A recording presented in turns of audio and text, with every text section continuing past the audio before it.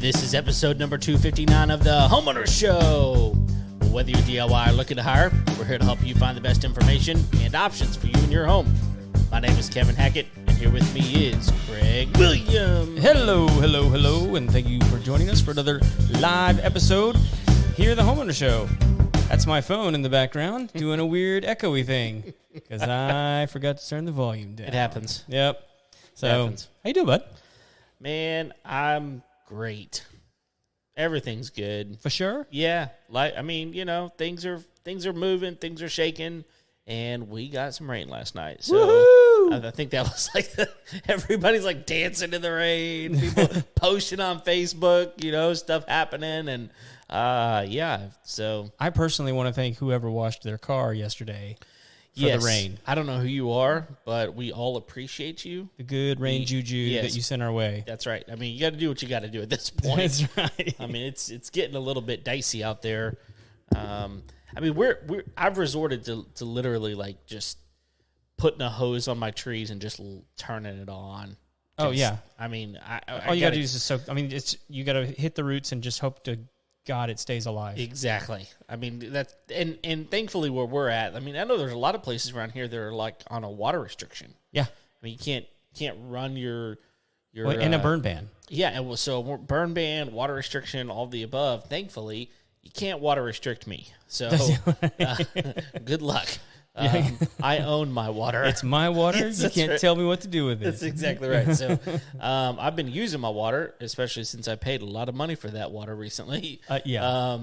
So we're trying to use it. I literally, dude. So you know how far it is from my house to the front of my property, right? It's a long way. Yeah. I'm probably an acre, and I was watering the front of my property the other day. I had water hoses like connected all the way down. You know those tractor water? Oh, the ones that kind of walk. Yeah. Well, yeah. They roll, kinda, whatever. Yeah. I had that thing going. It was like walking all over my property. Does those awesome. Actually work? I've never used one of those. Oh, dude, they're amazing. So we had one growing up. And I was like, man, I wonder if they even still make these. So when we moved to our property last year, I went out and looked for them and I found some on Amazon. And I'm like, that's interesting. I'm going to buy one. And they're expensive. They're like $70. Really? Yeah. And I was like, I wonder. 'Cause I got like two of those like 3.5-foot tripod. Yeah, and I've got $60. Yeah, and I've got a couple of those as well. But this thing, like, what I was concerned about was that it was going to be like plastic, because it's not going to work very well if it is. But no, this is full on heavy. I mean, it's heavy duty. But you can take those tines and like move them and like give a further out spread or closer in and you can water a lot of area with those. Yeah. A lot of area. So it's awesome. And you got to be strategic. Yeah. Yeah, I mean, you lay the hose out where you want it to go, and it goes. Yeah. So it's awesome. I tell you, the worst part about the storm that came through yesterday was I was standing in a parking lot talking with some friends, and like rain, no problem. No. But as the storm was coming in, it was coming with wind. Oh, that wind was forceful. And it was kicking up all the dust in the parking lot. Mm. And it was like a dust storm. That's all we have. I mean, dust. So I've never been in a haboob. I have. So it's the closest thing I think I'll ever come. You're blessed. Yeah, well, it was painful. I was thankful. So I don't remember when it was. I don't know. It was back in the spring. We had a big storm that came through, and it rained, and the wind was heavy. And there were limbs down. Do you remember this? There were limbs everywhere. It took us days and days and days to get all the limbs up. And I was just terrified that this was going to happen again yesterday. I guess all the limbs fell down. Yeah, we already they were all gone. We got rid of the weak ones. Yeah, so I was actually concerned about the same thing because, I mean, so many have gotten brittle at the top. Yep. I'm sure it happened somewhere. I'm not joking. I bet they were 60-mile-an-hour winds. Yesterday? Yes. Wow. It was crazy. It was crazy. Huh. Well, speaking of crazy, yes, you want to hit this story that we? Dude, let's talk about it. We've got to talk about this. So we were gonna hit it last week. Yeah, we just went a little ran long. out of time. So let's talk about it. So it's been 2 weeks since the story hit. Yes, and this was out of the New York Post. But it is a guy out of, and I believe it's Decatur, Georgia. Because the story that comes after this, it's in the same story. So thank you to Mary Kay Jacob over at the New York Post for writing the story, getting this information out. Because I think it's actually an important one. When homeowners make the headlines, this homeowner, let's see, what's his name? Let me get it here. Tim Arco was. I think the headline sums it up rather well. Homeowner arrested after trying to evict squatters from his own property.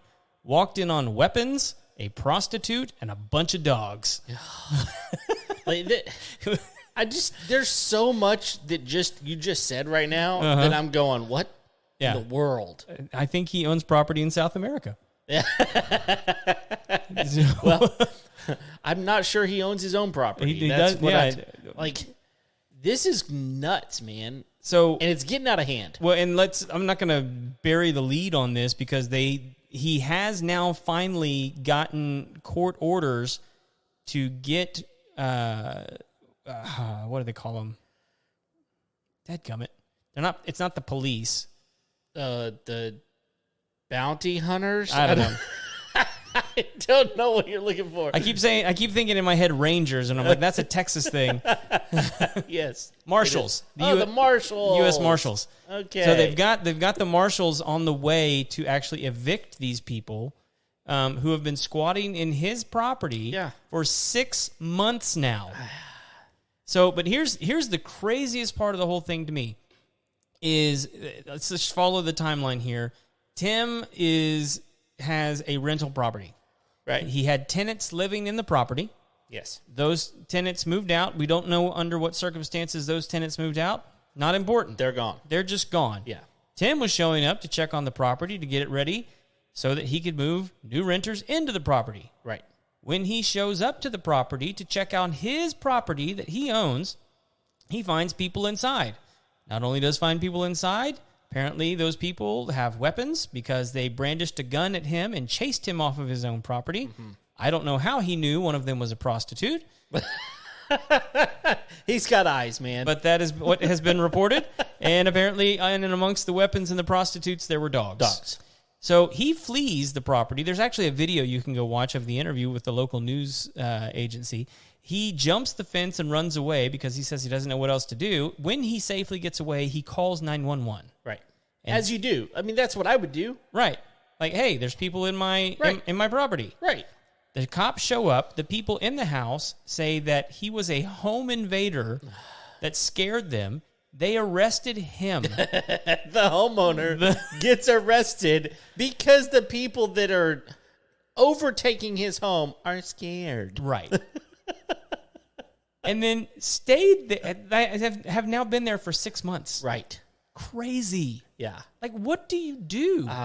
See, this is the point at which, I mean, so we've got laws in place, right? There are laws in place that protect renters, right? And there's this whole castle thing, right? Where you can, like, if you declare a place to be your shelter, right, then someone cannot come and take such shelter from you, right?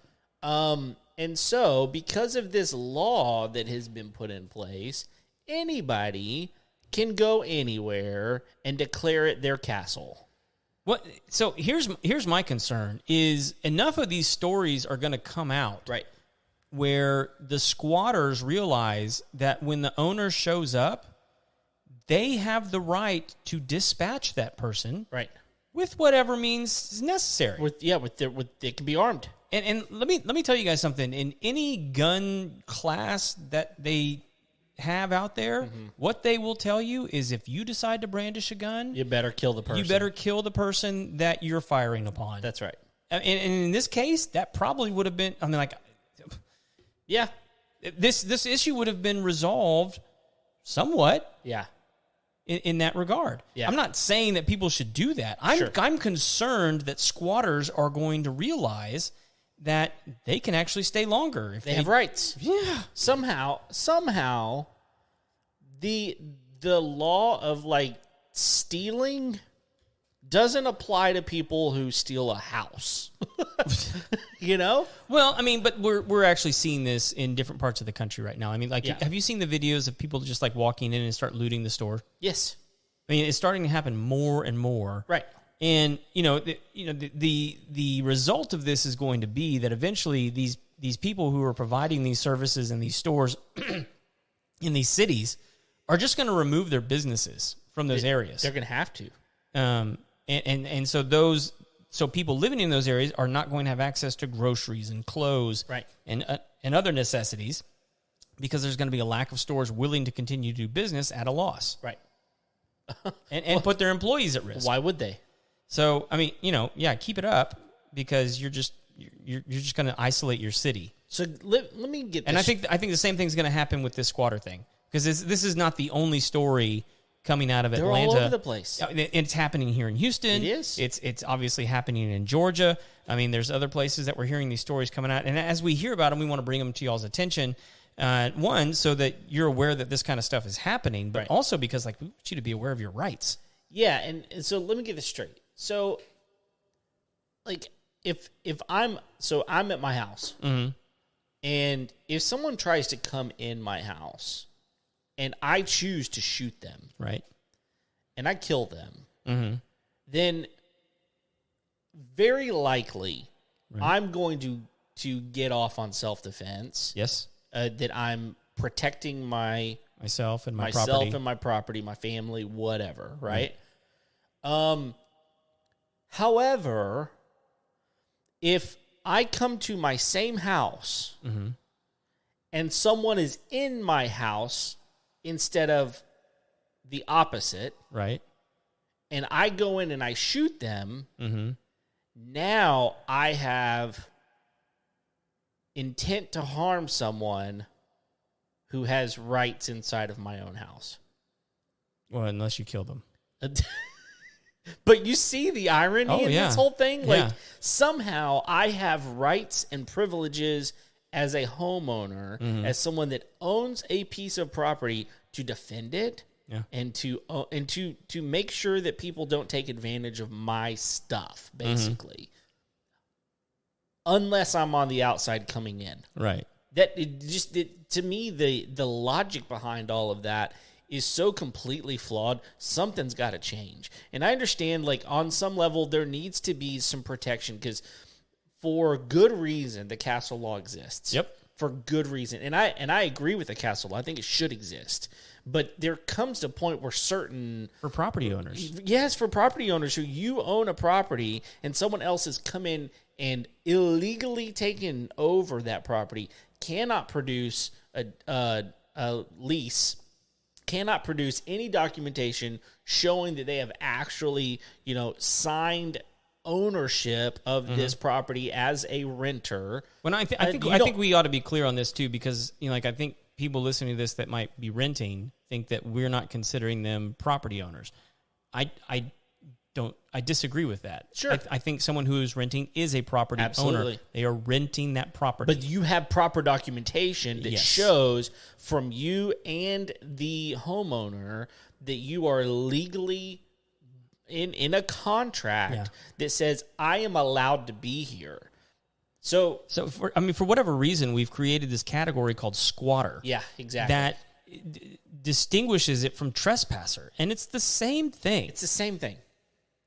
It's the exact same thing. And if I go in and take care of the trespasser and don't actually kill him, I guess, and then they've somehow want to come at me, right? Then I'm the bad guy. Yeah. And it just makes no sense. It makes zero sense. And yet the law protects them. Yeah. And so somewhere, I don't know what to do about this. I'm not the guy to do something about this because I'm so ignorant with it. But there's mm-hmm. somebody out there that's going, we got to fix this. And I don't know what they're going to do, though. Well, and I would imagine some of this has to do with writing laws for inner cities that make sense for inner cities, but that don't make sense for neighborhood communities. Okay.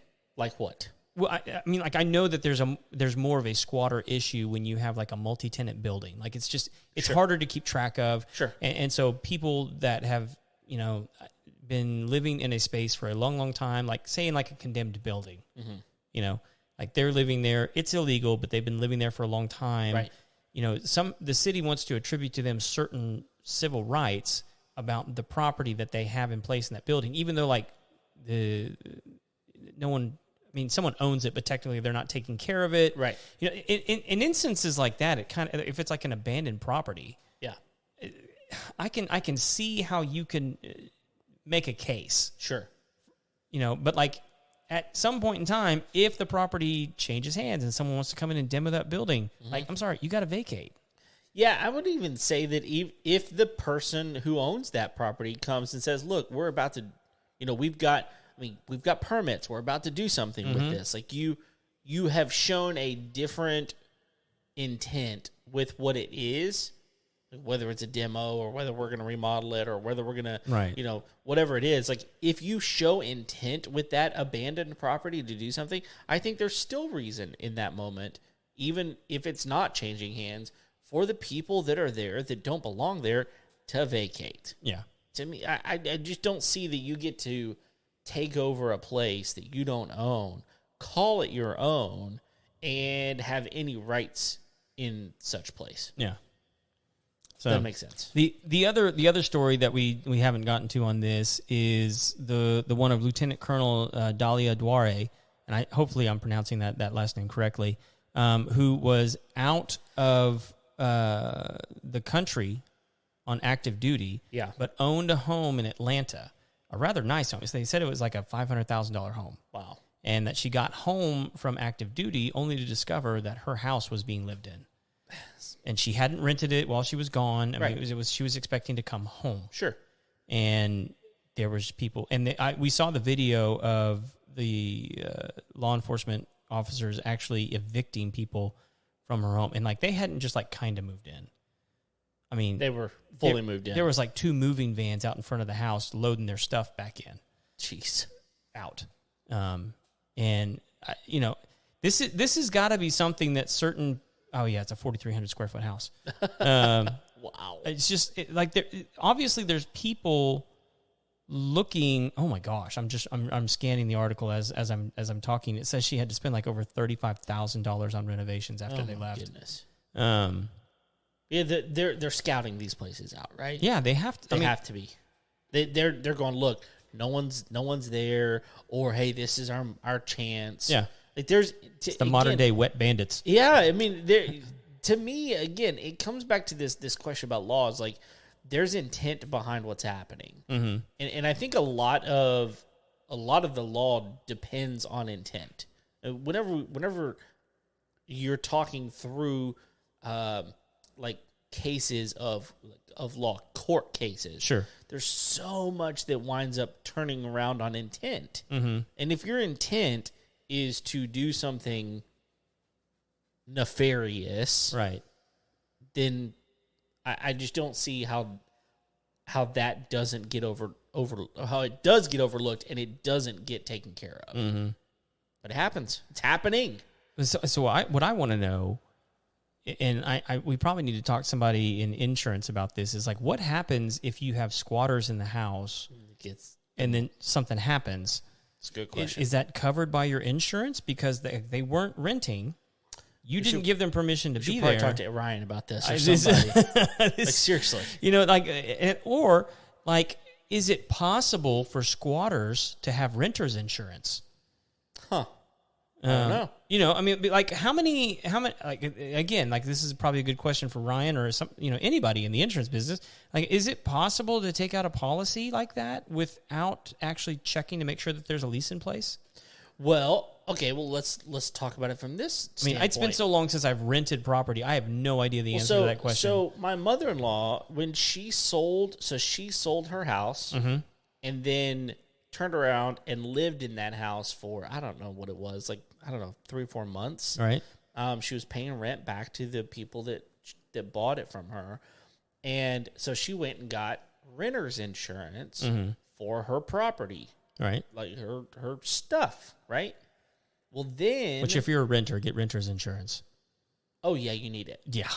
I mean, you need it. It's cheap. It's like, I think she's paying like $8 a month. Yeah. I mean, it's like ridiculously cheap. Okay, so then she moves, we move her to our property, we build her house, she moves in, she goes to get homeowners insurance on her house, and she can't get homeowners insurance. We've talked about this, right? No, she can't get homeowners insurance on her house. You know why? Why? There's no deed. I own her house. Oh. She built it, her money. It's her house. So you had to get the homeowner's insurance. So I had to get the homeowner's insurance, which is fine. Sure. Honestly, it's a good thing all the way around because adding a second dwelling on a current policy is pretty inexpensive. Is that like an ADU policy? I don't have a clue what you just said, so I don't know. Well, that's how they're characterizing it. Like if you're selling a piece of additional dwelling unit. It's a second dwelling. Yeah. And so I guess that would be. Well, I think I think this is the same thing that happened with like master bedroom. Some people were taking offense to the idea that it was mother-in-law quarters. Okay. And it's like, well, okay, yeah, but this is my father-in-law. Now we're being sexist. Okay. Yeah. So it's a second dwelling. Yeah. And ADU is the... Okay. And honestly, it was like $150 a year to add it to. I mean, it was so awesome. cheap. Yeah. So cheap. There's no way she could have gotten homeowners insurance for anywhere close to that. But then the question goes, okay, what does that cover? Right, yeah. Well, it doesn't. It basically covers the structure. Mm-hmm. That's what it covers. It doesn't really cover anything in the dwelling. Oh, none of her possessions? No. Really? Yeah, not from what we could tell. I mean, and again, for $150, and what is it going to actually cover? It's mainly structural. Uh-huh. So, what do? Well, you get renter's insurance. Oh, so she's got renter's insurance. So she's got renter's insurance. Nice. But here's the reason I bring this up. Uh-huh. She called the insurance company that she was working with whenever she had renter's insurance back in East Texas and said, "Hey, I've got renter's insurance with you guys for all of my possessions. I just moved to a new home, and I'm not renting it, but I'm living there. Can I use renter's insurance for that?" And they said, "Absolutely." And she said, "What do I need to do?" They said, "You've already got a policy with us. You're good." Oh, so she just... There's no property connected to that. The answer to that question then is probably no. You don't need to show proof. Apparently not. You can just transfer your policy. Yeah, because I would assume that you can do like renter's insurance on a storage unit. I would think so. Or a home, or an apartment, or a whatever. And as long as you kind of... And now there's... I would assume, really, this is where we probably need to hear what Ryan would say on this, but like I would assume you really need to take some good inventory of what you own. Oh, for sure. Like, you need to take some video. You need to have serial numbers of things that are important. Guns or whatever that you have serial numbers on. You make sure you know what you have, so that if they have to replace it, you can show good. This is what I actually have. But it does not, from what now again, I'm not an insurance agent, so I may be completely or an off attorney. Not that, neither one of us. Nowhere close. Yeah. But from what she was told, she was just like, they're like, yeah, you've already got a policy with us, just don't cancel it. Yeah. It's like $8 a month. So anyway, it's just like I told her, I was like, look, this is the cheapest insurance you're ever gonna get. Don't worry about it. Yeah. So did I ever tell you about the since you brought up his name, did I tell you about the jewelry policy that we got with Ryan? Yes. It's the greatest thing ever. It's a great policy. Yes. Mention it. Well, I mean, so there's not really any like coverage for Apple Watches. Right. So he mentioned to us, he's like, look, it's technically jewelry, so you can put it under a jewelry policy and it costs next to nothing. Right. I think it costs us like $40 for both of our watches every year. For a year? Yeah. Right. And we're like, so what happens if it breaks? He goes, you just get a new one. Yeah. That's it. Yeah. And so like super easy. Yep. Cover your watch. I mean, $40 a year. Like Apple Care is like $4 a month. Yeah. Per device. And so this is for both of ours. Yeah. It's no brainer. Yeah. And this is why it's important to have a good insurance person, because he knows the kind of stuff that we're into, and so he's going to call us and be like, "Hey, are you aware that we can do something like this?" I had no idea. I didn't even tell you what he just did for me this last week. No, he emails me, I don't know, a couple of weeks ago, and he's like, "Hey, just noticed we don't have your auto insurance. You want to check on that?" And I was like, "Dude, like we're up a creek because my Excursion has a salvage title on it." So I was like, man, like there's not a lot we can do. There's only like one, maybe two places that will even insure a salvage title at all, let alone the fact that I only get collision on it. Like I can't do anything more than that. I thought you could, as long as it passed an inspection. No, it is. No. I've heard differing reports on that. Well, according to everything that, I mean, maybe there's a way to do that, but according to any insurance agent that I've talked to, it's just like, no, a lot of places won't even touch it because it's salvage. Huh. So, I've heard that sense. too. It makes sense. Yes. I mean, now, if they had any idea why mine was salvaged, it was in a fronting collision that like the bumper and fender were messed up and they didn't want to fix it because it was old. I mean, it didn't touch the engine, didn't touch the frame, didn't touch any of that. Like, just cracked a couple of things and I replaced them. It's good. So it's like the most ridiculous reason to have a salvage title, but it has one because they totaled it. So, so he's like, well, never hurts to look. I was like, all right, look. He comes back. Dude, not only did he find me another insurance company that's a better insurance company that will insure my Excursion, they'll do it for cheaper and offer comprehensive. There you go. So this company is a better company offering comp and collision for cheaper. Nice. And like, again, like knowing the right guy who actually knows what they're doing, who really cares about you, take care of you, whatever. That's the insurance person you want. Every time. Every single time. Yeah. So, anyway. He takes care of us. Yeah, of course. I don't know how many policies we have with him. I mean, we're kind of like, I'm all over the place. We are too. So. We are too. My wife has way too many life insurance policies on me. We just went through estate planning. Like we just wrapped that up last week. Yeah. I mean, there's still a couple of little pieces that have to go in, but like, we were going through all of it, and I was like, how much are you going to stand to gain? Well, no, I was looking at it like, who have you already hired to kill me? Right. I would kill me. It would be worth it. So just mind your P's and Q's, That's buddy. Exactly right. It's like, is there anything like that Double Jeopardy? I saw a movie once.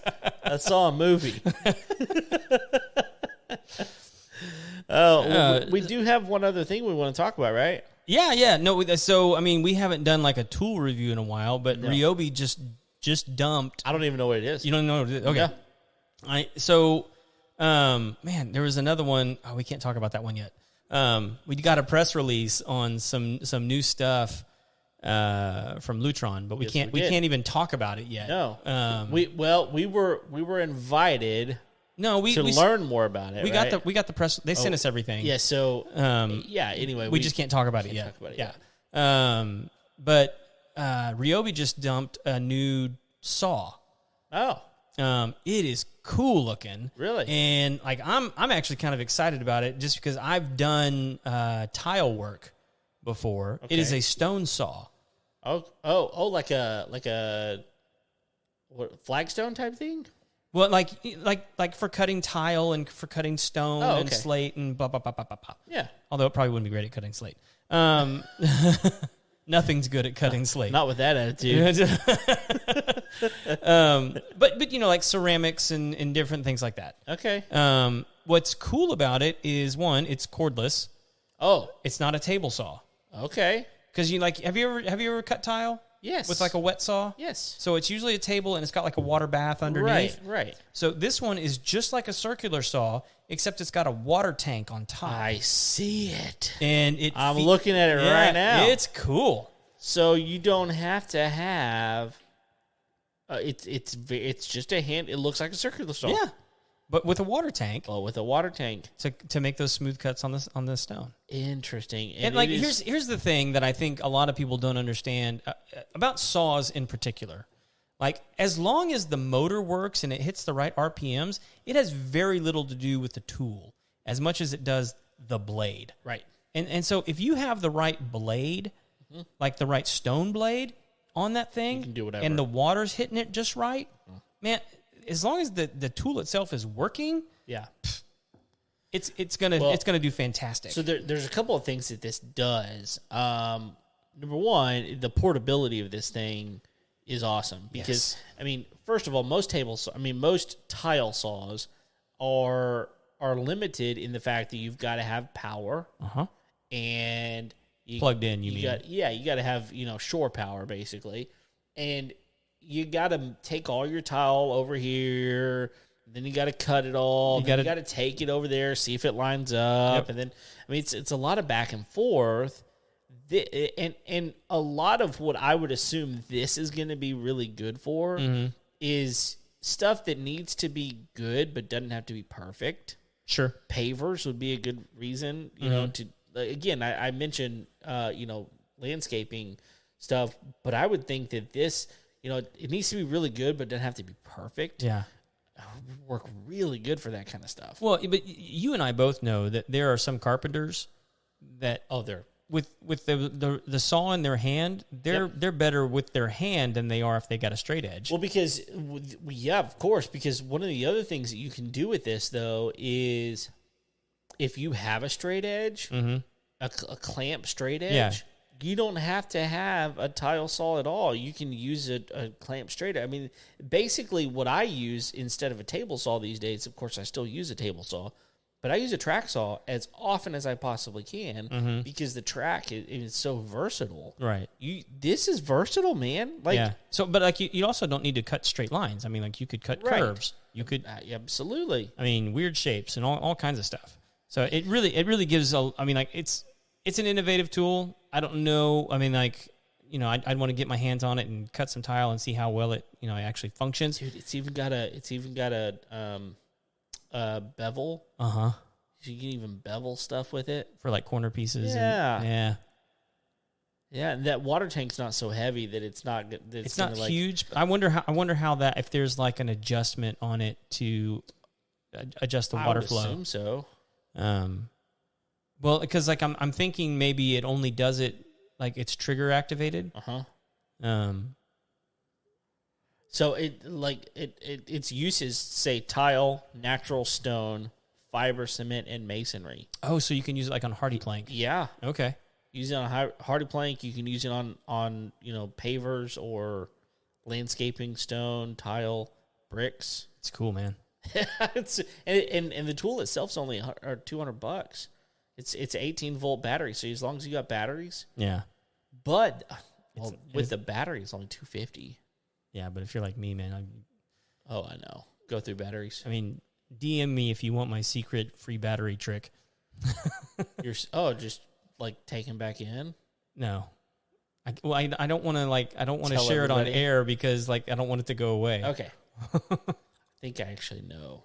I think I've told you before. Yeah, we'll talk about it off air. If you want a free Ryobi battery from time to time, just drop me a DM. Yeah. I've actually got one right now that needs to be replaced. So. Oh yeah. Yeah.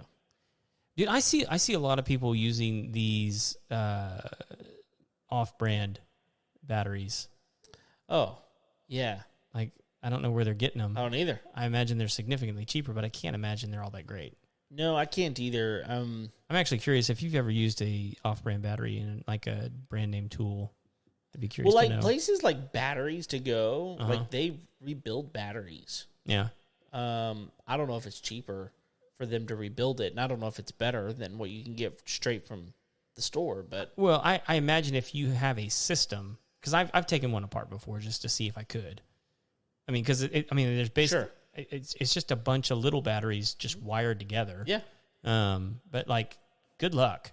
Yeah. Right. I mean, but if you develop a system of doing that, that's why those battery places, because they've kind of like, okay, they've played around with it, they've broken it, they have the know-how to do it and do it quickly. Right. But anyway, dude, I saw. Okay, we're kind of done with everything, but like I saw the thing today that was blowing my mind. Have you ever heard of ion wind? No, dude. You and I need to watch a video after the show. Okay. This is the craziest. So this guy is developing, and I think this has been a thing for a while. I don't know if this is in production to create any sort of propulsion system, but like it's a pretty cheap way to create propulsion, like jet engines. Okay. So the way it works is you create an electric charge. That electric charge arcs off of a piece of metal. And if it's a tube, then it creates what they call ion wind. And so if you focus that in a certain way, we'll watch. I'm terrible at explaining this because I don't understand science all that great.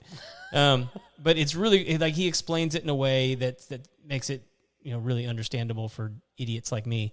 But like, you can watch him. It's basically like a transformer, some wires, a metal tube, and you can see the blue sparks coming off the wires, hitting the metal, and he tests it at first by blowing out a candle. Okay. And then he sees how far away he can put the candle to blow it out. Interesting. And, it's like a little bitty thing, but like at 40 inches, he's blowing the candle out. What? And he's like, okay, let's see if we can actually move something. So he puts it on a piece of styrofoam boat in the water. And the boat goes right across the water. Nice. And he goes, okay, let's see if we can do some sort of aerial propulsion. So he builds a Zeppelin out of a helium balloon. Okay. And he figures out exactly the size of balloon that he needs to suspend the weight of the engine. Mm-hmm. And he gets it, and then it just scoots it across the room. What? And it's like, okay, this is something. This is like, so it's electric. It's electric generated air, basically. Yes, but it's not gas. It's not. Right, but like it's more efficient than like using a battery. Right. It's just different. Well, I'll have to show it to you. It's interesting. It's the craziest thing. And I'm thinking, okay, like my brain's already going, okay, how do we scale that up? And then because this is how all technology works, right? Is you build like the little scale model, you get it to work, right? And then you build the really big one, and then you micro that down, right, to the same power as the massive one, to where it's a much smaller scale, but still putting out the same kind of propulsion. And I'm like, that could be insane. Yeah, it could. We'll have to look at it. Yeah, we'll watch that. Cool. So, anything else? No, man. I think we're good. Thank you, everyone, for downloading the episode today. Thank you for watching live or replay, however you watch. Thanks for watching. And if you haven't already, go on to iTunes, leave us a rating and review. Subscribe, hit the bell so you're notified on YouTube whenever we are going live, all of that kind of stuff. And thanks for being here. Until next time, see you later. See ya.